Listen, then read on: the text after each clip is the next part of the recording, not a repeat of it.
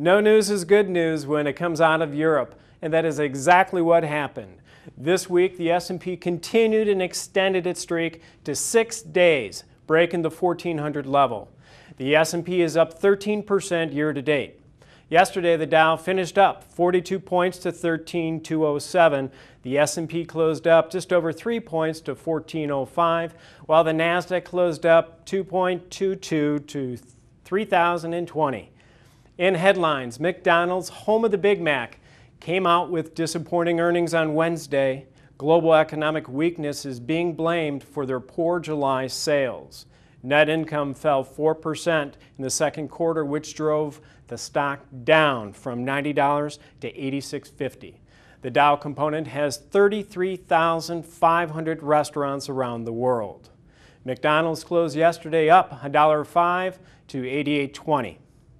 JCPenney reported $147 million second quarter loss and a revenue slide of 23%. It also saw its shares drop 12% on Thursday. The stock rebounded yesterday, finishing up $1.30 to $23.40. In other news, the world's most popular and valuable sports franchise, Manchester United soccer team, started trading in an IPO at $14 a share, trading under the symbol MANU.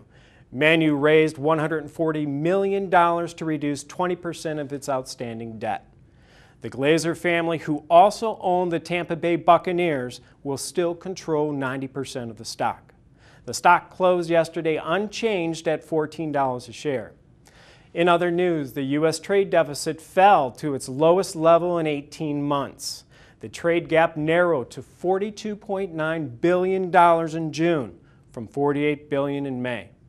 Exports rose just under 1% to a record high of $185 billion, while imports fell 1.5% to $227 billion, the lowest in 4 months. A thinner trade gap means the United States is spending less on foreign-made products and is taking in more from sales of U.S.-made goods. On the calendar next week, we have over 300 companies reporting earnings as well as the Fed's Beige Book, consumer prices and sentiment. A lot happening next week. I will share the numbers with you.